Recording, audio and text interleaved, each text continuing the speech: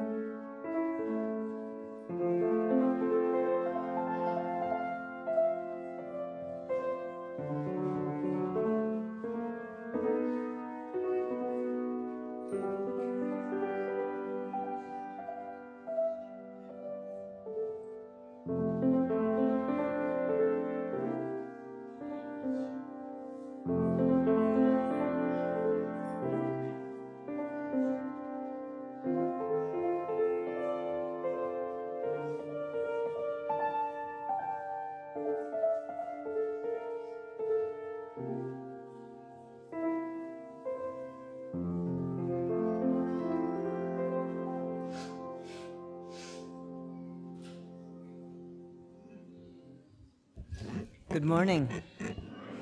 Welcome all. Happy Mother's Day to all of you who mother in some way, shape, or form. Good of you to leave your breakfast in bed to join us this morning.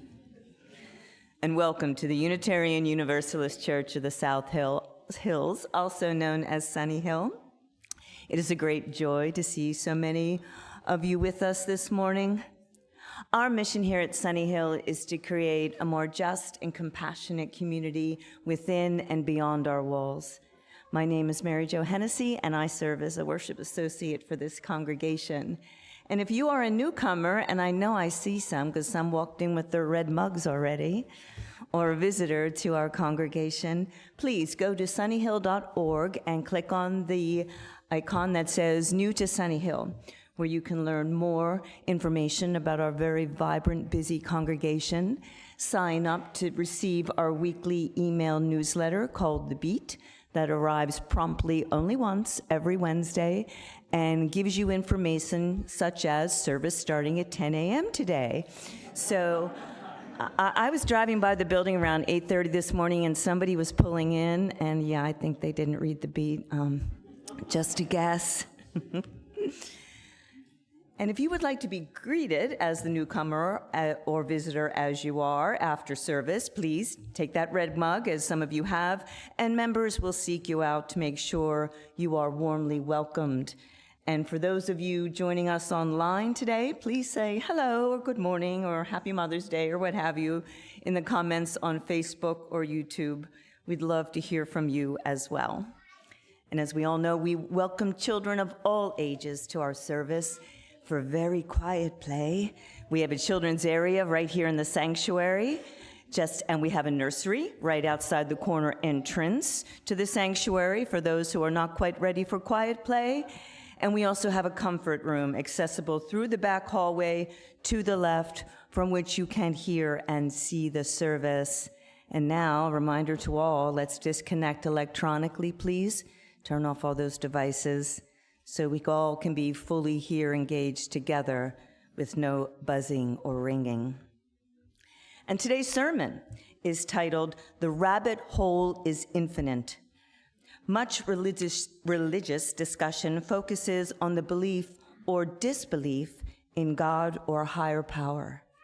Today we shine the spotlight on, the unsung path of agnosticism. And our opening words were written by Elizabeth Barish Brown. From our very first breath, we reach out. Co-regulation, not self-regulation, is in our nature. We find our cues from the sun and the moon, from each parent and caregiver. We find our place in this great turning planet by turning to one another, generation to generation. We awaken to the dawn and fall asleep at the evening's end. Our life's journey is part of something greater, something simple, something divine. A flame cannot be lit without a spark. A life cannot begin without the air, and we cannot begin to find ourselves without love. May we reach out to one another. May we offer love and nurturing care. May we join together in celebration of the interdependence of our lives. In this spirit, let us worship together. And please join me in saying the words to light our chalice. We kindle our chalice as a symbol of the light of spring. May this light illuminate the beauty of the season and bring courage for the journey. Good morning. Please rise and body your spirit to join in singing our opening hymn, Blue Boat Home.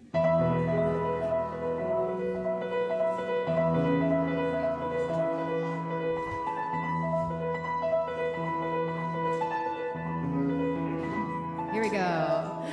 Though below me I feel no motion, standing on these mountains and plains, far away from the rolling ocean, still my dry and heart can say, I've been sailing all my life now, never harbor or port have I known. The wide universe is the ocean I travel, and the earth is my blue boat home.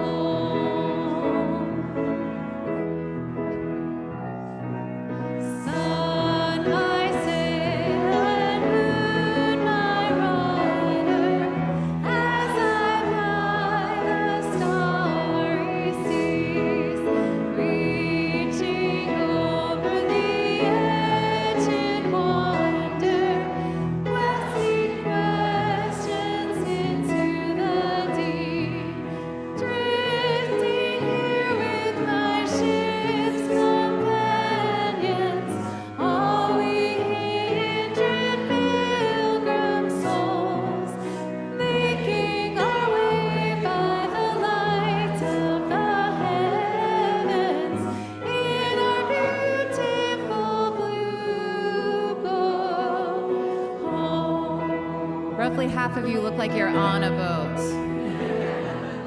I give praise to the waves upholding me. Hear the great wind surging beyond. Greet the infinite sea before me.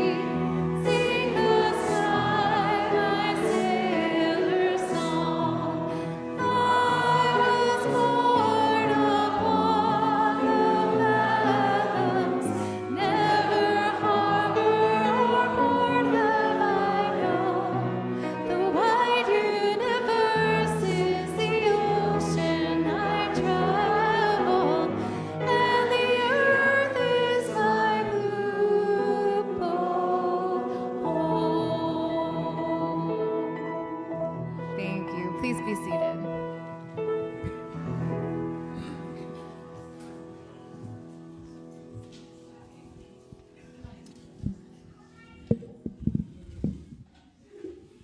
Good morning, friends. It is now our time for all ages. If there are any kiddos present that want to come up, now is your chance.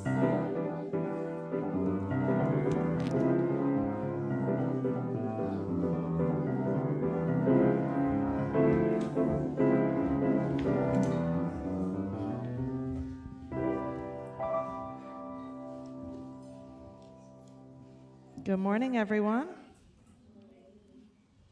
When I was around your age, one of my favorite things in reading class was when my fourth grade teacher would pull out a little notebook that said Mad Libs in chunky black text across the front.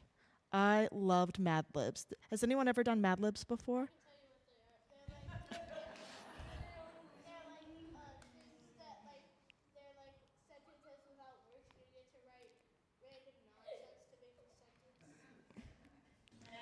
Actually, I'm going to explain what they are too, and it's right along with what you were saying. So, for anyone who hasn't played before, Mad Libs are little stories with important words missing. That's almost exactly what you said. Before hearing the story, everyone fills in the blanks by choosing nouns, adjectives, numbers. You get the idea. One of the things that I loved most about Mad Libs was that every story became something completely new. You never really knew what was going to come next. Sometimes the stories made perfect sense. Sometimes they were completely ridiculous. But part of the fun was in the unknowing. Honestly, growing up feels a little bit like that too. I have a little secret to share with you all today. Sometimes parents and adults in general, teachers, ministers, don't know all the answers. I know, right? Sure, adults know lots of things, but they don't know everything. There are beautiful things and hard things that people keep learning about all throughout life. And there are some questions that nobody fully knows the answers to. But here's the amazing part. We can keep exploring together. We can keep learning and wondering. We can keep asking questions and building meaning together, even when we don't have every blank filled in yet. And since today is Mother's Day, I thought maybe we could create our own little Mad Lib story together to celebrate all those in our lives that give us love and support and encourage us to keep asking questions. Are y'all willing to help me with some Mad Libs? Yes? Okay, so we're going to raise hands, okay? Can you show me how you raise your hand? Yep. Charlie, can you show me how? Yep. All right. I see it. You can do it. Okay, so first off, fill in the blank. My mom is the best, okay? All right, 1 second. Gotta write it down here. Come on, pen. The best. All right, what is something your mom is really good at? Let's go here first. Cooking. Looks like I know where I'm coming for dinner. What does your mom love? Kentucky. Kentucky? Okay, cool. That's right, Kentucky is a state. What does your mom really not like? Hold on, let's go over here first. Funny noises. Yep, I get it. What do you like to do with your mom? Let's go. Don't have anything? Charlie?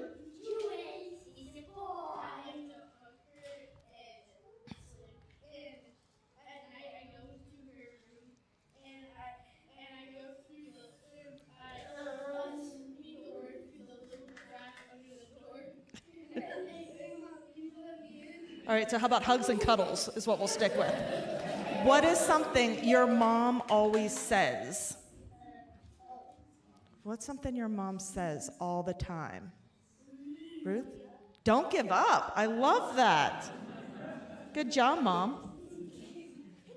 All right, pick a number between 1 and 100.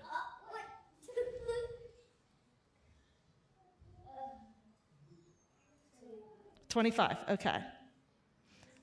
and I need a word that means the best. Let's see, has anyone not had a chance yet? Let's go over here. Amazing. All right, now let's see.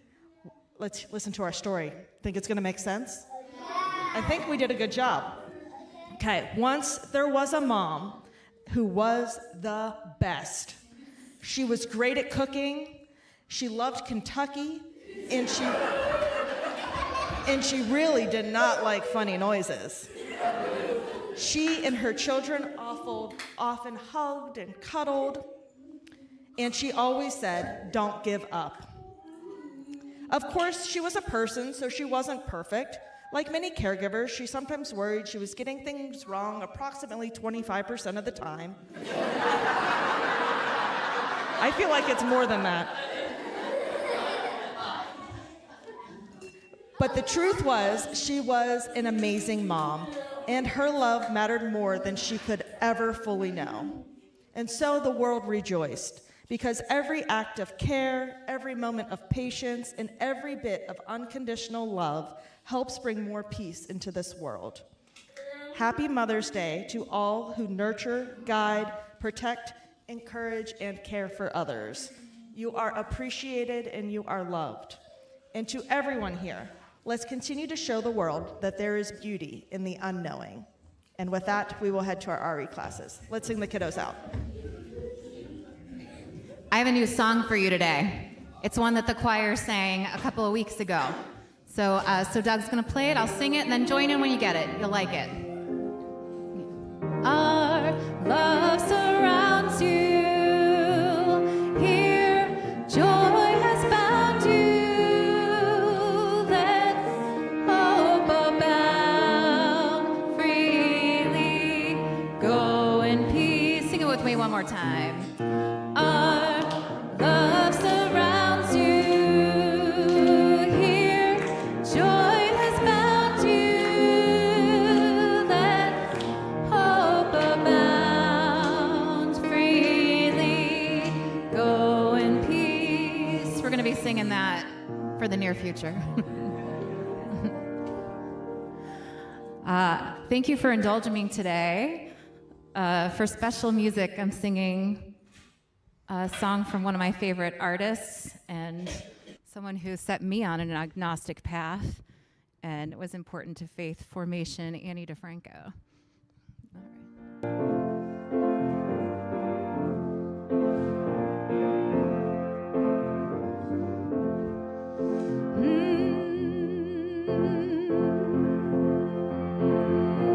If my life were a movie, there would be a sunset and the camera would pan away. But the sky is just a little sister, tagging along behind the buildings, trying to imitate their gray. Little boys are breaking bottles along the sidewalk, the big boys too. And the girls are hanging out at a candy store, pumping quarters in the phone, 'cause they don't want to go home. And I think, what if no one's watching? What if when we're dead, we are just dead? And I mean, what if it's just us down here? What if God ain't looking down? What if he's looking up instead? Oh, if my life were a movie, I would light a cigarette and the smoke would curl around my face. And everything I would do would be interesting. Yeah, I'd play the good guy in every scene. But I always feel like I have to take a stand. And there's always someone on hand to keep me for standing there. I mean, I always feel like I have to open my mouth, and every time I do, I offend someone somewhere. And I mean, what if no one's watching? What if when we're dead, we are just dead? I mean, what if there's no time to lose? What if there's things we gotta do, things that need to be said? If you know I can't apologize for everything I know. I mean, you don't have to agree with me, but once you get me going, you better just let me go. I mean, we have to be able to criticize what we love, say what we have to say. Oh, 'cause if you're not trying to make something better, then as far as I'm concerned, you're just in the way. I mean, what if no one's watching? What if when we're dead, we are just dead? I mean, what if it's just us down here? What if God's just an idea someone put in your head?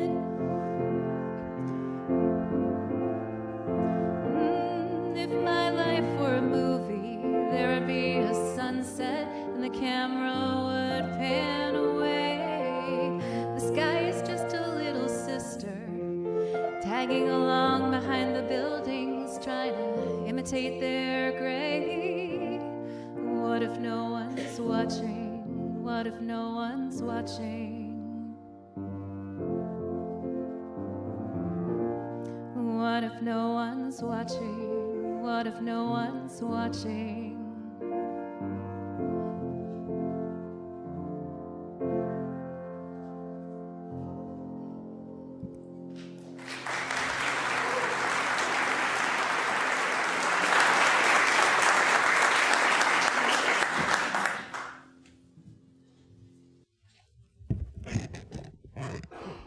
Good morning. I'm Joe Barker, a member of Sunnyhill's pastoral care team. We are here to offer support to Sunnyhill members who are going through difficult or challenging life events. If you are in need of such support, please reach out to a member of the pastoral care team. If you have questions, please contact Rev. Jim or Bethany Thornton or a member of the pastoral care team. You can submit a joy or sorrow on Sunnyhill's website or by filling out a yellow form in the foyer on Sunday mornings before service. After each joy or sorrow that I read, please respond by saying, "We hold you in our hearts." We have a joy this morning from Angela Klein.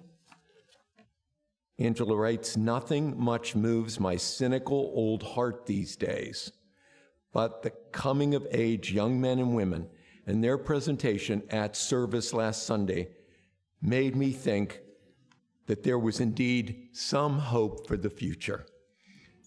My thanks to them, to Jen McLaughlin, Geneva Poulin, and the mentors for resurrecting my spirit. For all involved in the coming of age and for Angela's heart, we hold you in our hearts." We have a joy this morning from Lynn and Jim Heltman. The Good Samaritan is alive and well in West Virginia, and we are blessed. On the way home from our cabin, we got a flat tire. We called AAA for help, and while we were waiting, a truck pulled up behind us. A young man got out and came up and offered to help. Since AAA had not yet responded, we agreed. It turned out that he was fully equipped to change the tire and did so in a few minutes. His name was Silas. We thanked him warmly and went on our way. For Lynn and Jim and the Good Samaritan Silas, we hold you in our hearts. We have a joy from Pat Murray. Pat writes, "I'm thrilled to announce the Pin Gala on next Sunday, May 17th at 4 p.m. at Rodolph Shalom, 4905 Fifth Avenue. Pin will celebrate its 26th year, and we have never needed this effective model of change more than we do now. Want to be a social justice advocate? Join PIN. Copy the QR code on signs or in the beat, or email PINPA, that's PIINPA.org/gala to sign up. Show up at the gala for change. Pat also wanted me to share that she gives money and time to Pin, but she receives so much more back. For Pin and for Pat and all those involved, we hold you in our hearts. Good job. As we listen to our musical meditation, we invite anyone who feels moved to do so to come forward to the front of the sanctuary, light a candle, place it in the sand, and return to your seat.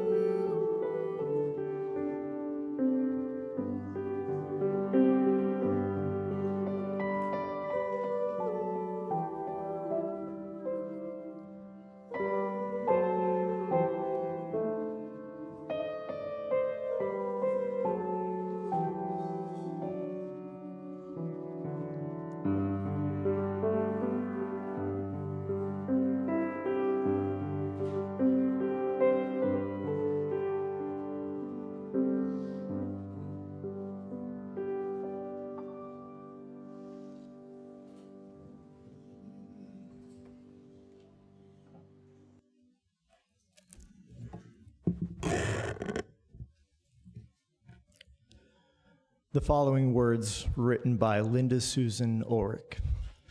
Please join me in the spirit of prayer.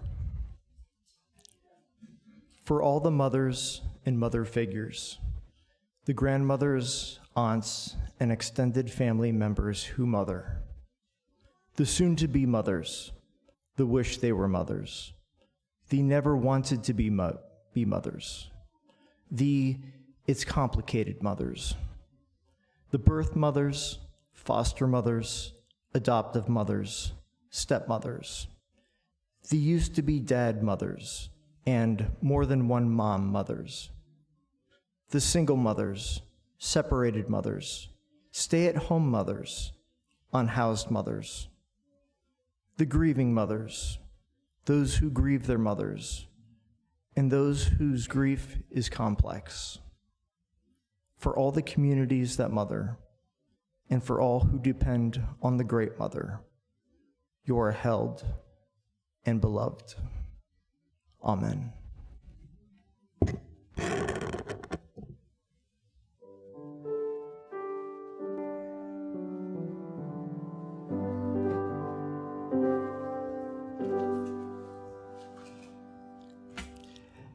Happy Mother's Day, and if anybody is visiting from the great Commonwealth of Kentucky, welcome.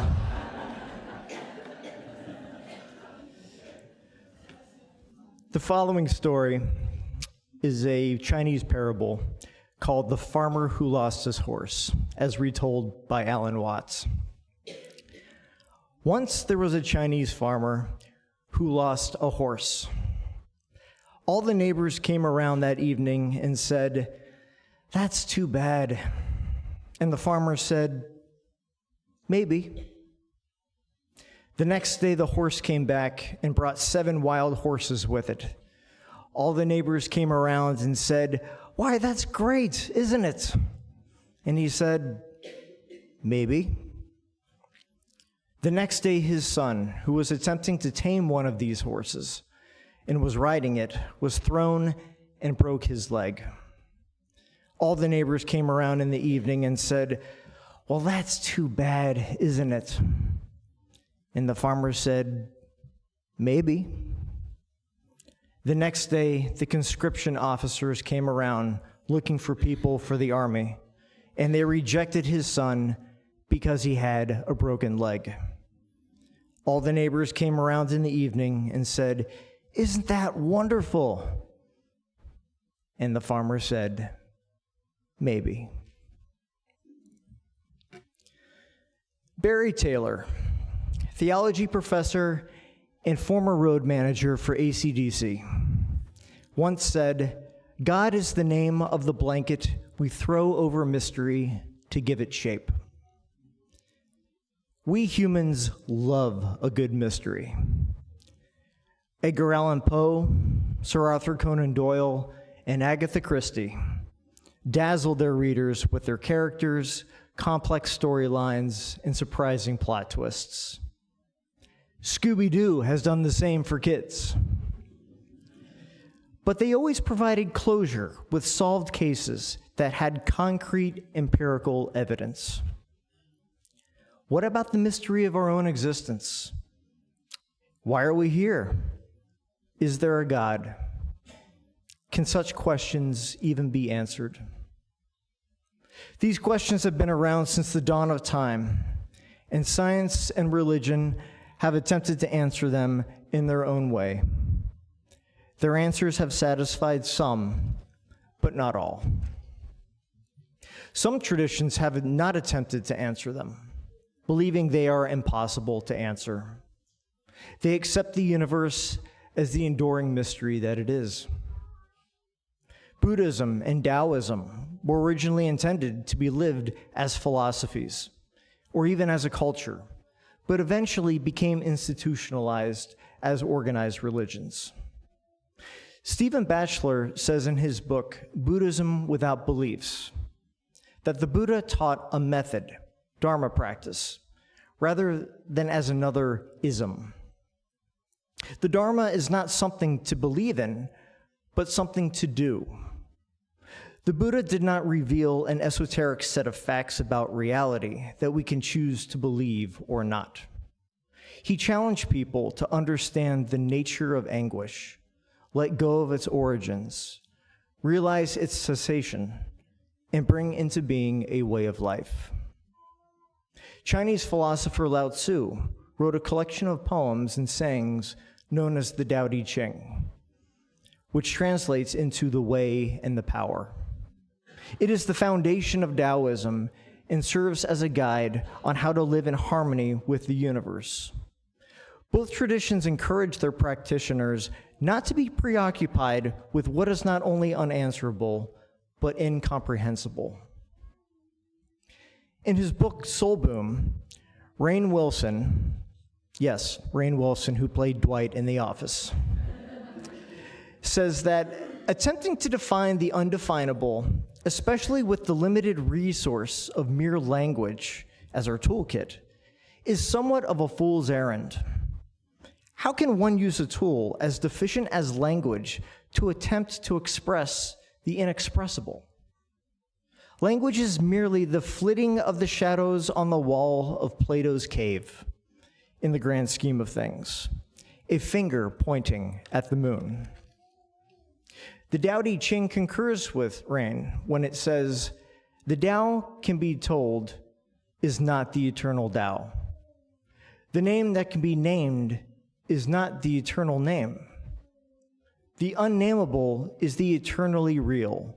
Free from desire, you realize the mystery." The rabbit hole is infinite. Enter agnosticism. Agnosticism is a term that was developed by British biologist and anthropologist T.H. Huxley in 1869 and is defined as of or relating to the belief that the existence of any ultimate reality as God is unknown and probably unknowable.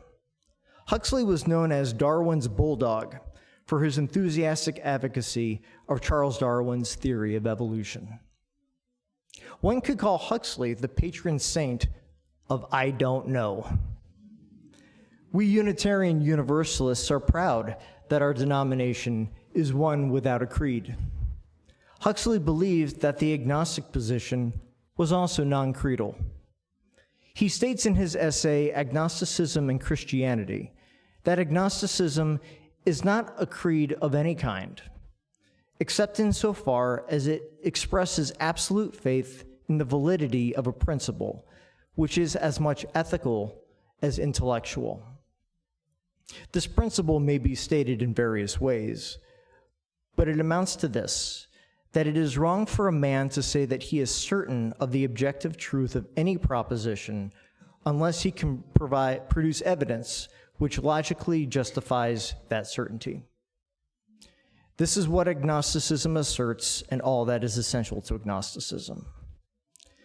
For those who may be wondering, T.H. Huxley was the grandfather of British writer and philosopher Aldous Huxley, who continued his grandfather's intellectual tradition with books such as the dystopian cornerstone Brave New World and the pioneering psychedelic book, The Doors of Perception. According to a recent Pew Research Center report, 28% of Americans classify themselves as nuns, 17% of whom identify as atheist, 20% as agnostic, and 63% as nothing in particular. Despite having a slightly higher percentage, the agnostic position doesn't get nearly the same attention or mention in our public discourse as atheism does. Perhaps this is because agnosticism is sometimes seen as a kind of spiritual way station, a temporary stance on the way to certainty. Perhaps it's also because agnosticism doesn't elicit the reactionary emotions of sensational debate, like the polar opposites of theism and atheism do when they clash. There are also several misconceptions about what it means to be agnostic. Some believe that agnosticism is synonymous with nihilism. Nihilism is a viewpoint that traditional values and beliefs are unfounded and that existence is senseless and useless, or a doctrine that denies any objective ground of truth, and especially of moral truths. While both positions may believe that things are ultimately unknowable, agnostics embrace existence with curiosity and awe. They believe that compassion is innate in humans and that morals and virtues not only help humanity survive, but are vital to humanity's survival. Sometimes agnosticism is conflated with atheism, at times in humorous ways. The writer Studs Terkel, an agnostic himself, once described an agnostic as a cowardly atheist. Are agnostics really cowardly atheists? Do they actually believe that there is no God or higher power, but keep the door ever so slightly ajar, just in case they're wrong? You could say that agnosticism falls into two camps.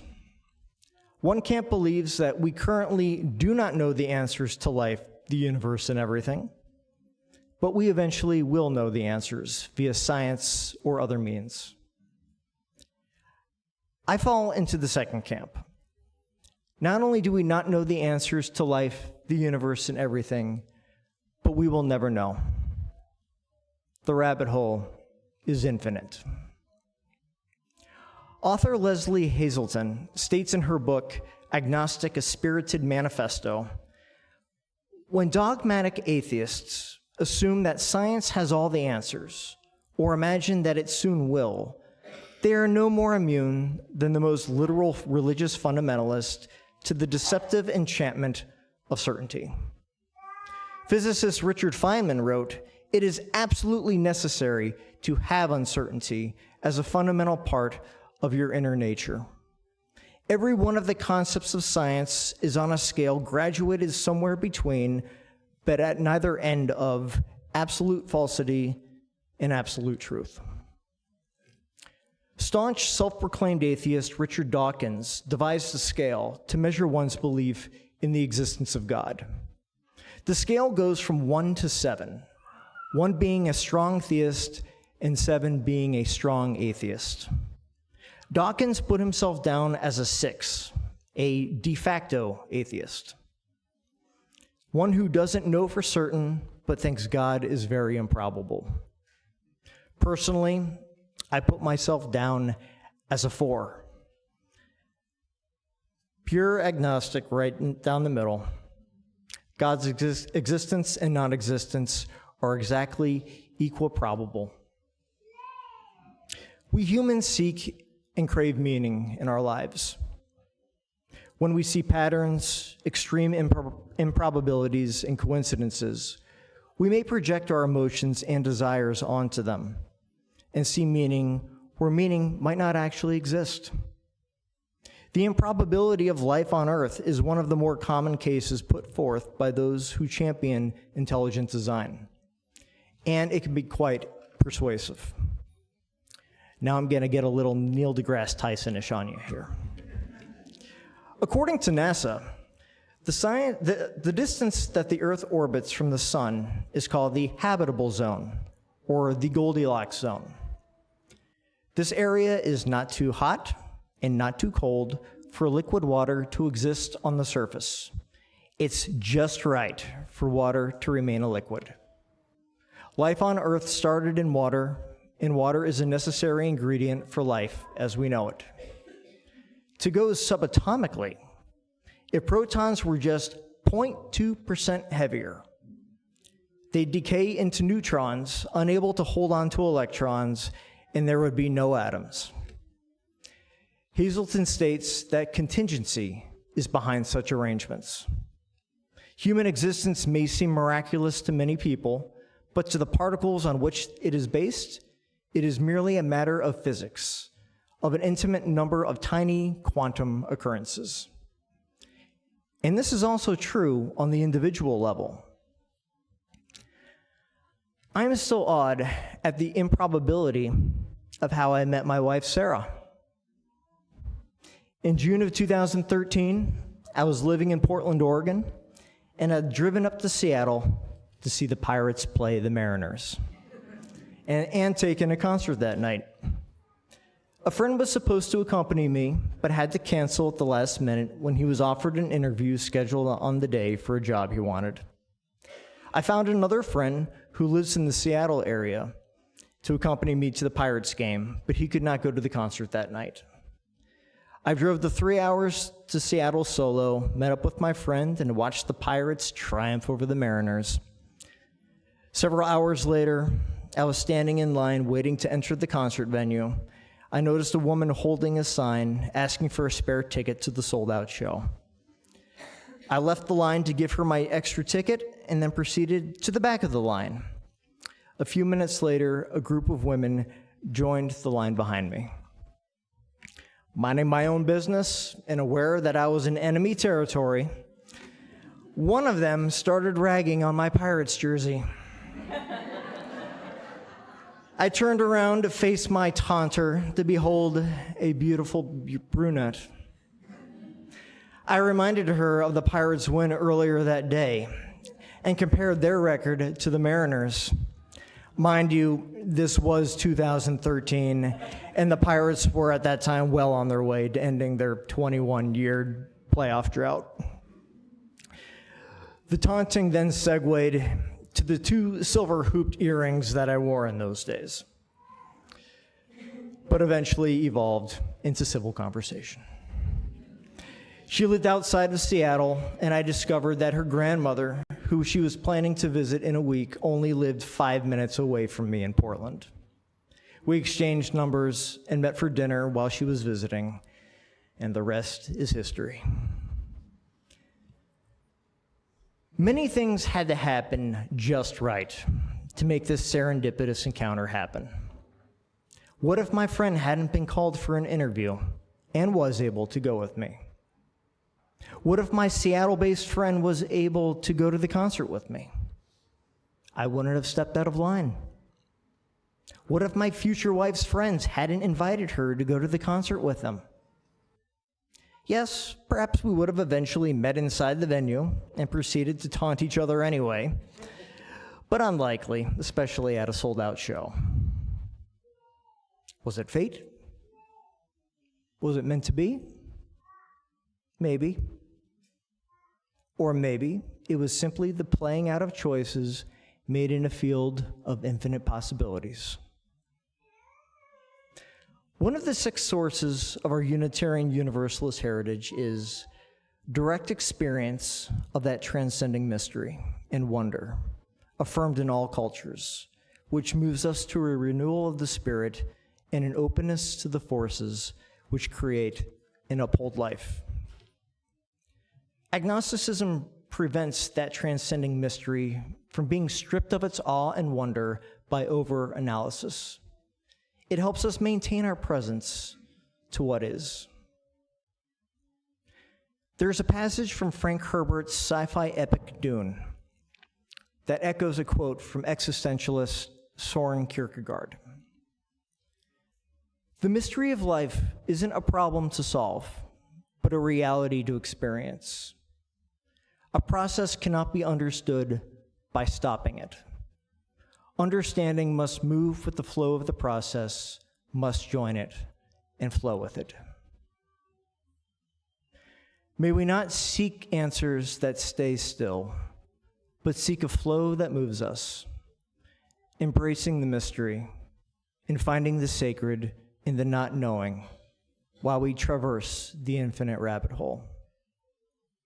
And may we be reminded of this when we see that slogan that dons many an RV and water bottle: not all who wander are lost. May it be so. Amen.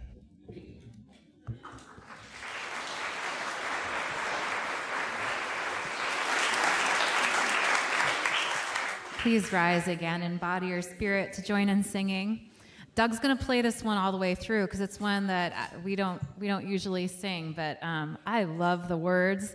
And fun fact, the tune was commissioned for the First Unitarian Universalist Church of Ann Arbor, Michigan's 125th anniversary, and it's lovely, so I hope you enjoy it.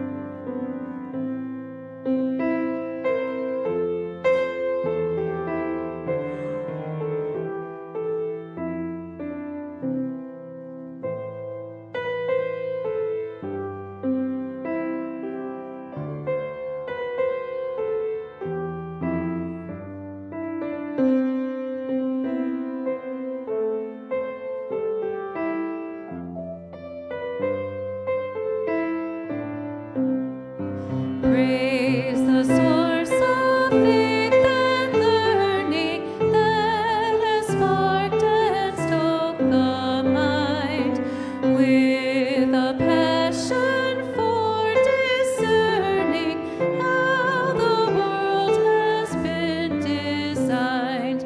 Let the sense of wonder flowing from the wonders we survey keep our faith forever growing and renew our need to pray. Source of wisdom, we acknowledge that our science and our art and the breadth of human knowledge only partial truth impart. Far beyond our calculation, with a depth we cannot sound, where the purpose for creation and the pulse of life are found. May our faith redeem the blunder of believing that our thought has displaced the grounds for wonder which the ancient prophets taught. May our learning curb the error which unthinking faith can breed, lest we justify some terror with an antiquated creed. Praise for minds to probe the heavens, praise for strength to breathe the air, praise for all that beauty livens, praise for silence, music, prayer, praise for justice and compassion, and for strangers, neighbors, friends, praise for hearts and lips to fashion, praise for love that never ends. Thanks for the journey. Please be seated. I have no doubt it is time for our offering. Our Share the Plate beneficiary for the month of May is the Mount Lebanon Juneteenth celebration at Mount Lebanon Park on Sunday, June 14th from 1 p.m. to 5 p.m. Sunnyhill is a silver level sponsor, which means we are committed to raising at least $1,000 to support this event, which commemorates the day when news of emancipation reached South Texas more than 2 years after Lincoln's proclamation. And you can make a gift online on our website or by text at 412-324-3130. If you are writing a check, please make it out to UUCSH and put Share the Plate in the memo line. And as always, thank you for your generosity.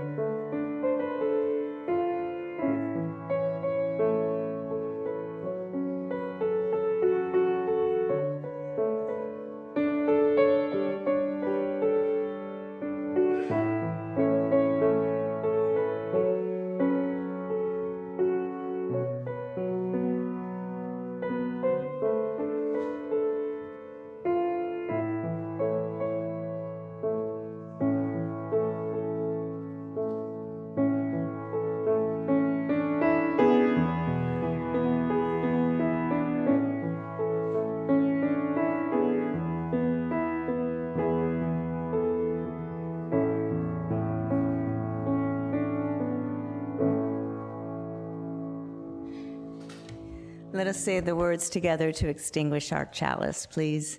We extinguish this flame, but not the light of truth, the warmth of community, or the fire of commitment.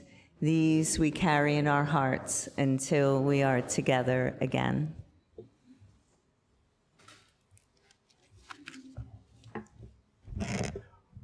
Our closing words were written by Robert Ingersoll. Let us be true to ourselves, true to the facts we know, and let us, above all things, preserve the veracity of our souls. If there be gods, we cannot help them, but we can assist our fellow humans. We cannot love the inconceivable, but we can love spouse, child, and friend. We can fill our lives with generous deeds, with loving words, with art and song, in all the ecstasies of love. We can flood our years with sunshine, with the divine climate of kindness, and we can drain to the last drop the golden cup of joy. Amen. Call your mother and go in peace.